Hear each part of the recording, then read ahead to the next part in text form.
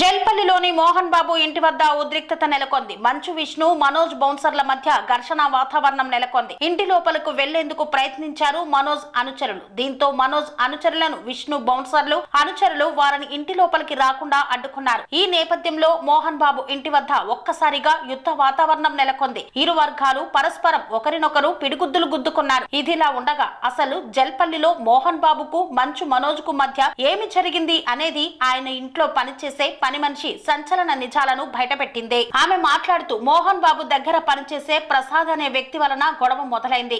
అతడు చేసిన తప్పు కారణంగా మనోజ్ అన్న బెల్ట్ తీసుకొని ప్రసాద్ ను కొట్టాడు. ఆ టైంలో మోహన్ బాబు కలక చేసుకొని నా స్టాఫ్ ను కొట్టొద్దు, నేను వాడికి భయం పెడతా, నువ్వు చేయి వేస్తే ఒప్పుకోను అని మనోజ్ ను నెట్టేశాడు. ఎవరికి దెబ్బలు తగలలేదు. అన్నదమ్ముల మధ్య వీరికి మనస్పర్ధలు ఉన్నాయి. భూమా మౌనికను చేసుకోవడం ఎవరికీ ఇష్టం లేదు. ఆమెకు మనోజ్ కంటే ముందుగా వేరే అతనితో పెళ్లై పిల్లాడు ఉన్నాడు. అందుకే ఎవరికి ఇష్టం లేదు. అక్కని మనోజ్ అన్నకు బిడ్డ పుట్టినప్పుడు అందరూ వచ్చారు. ఇప్పుడు తండ్రి కొడుకుల వివాదాన్ని పరిష్కరించుకునేందుకు మంచు లక్ష్మి సముదాయించే పని చేస్తోందని వెల్లడించింది.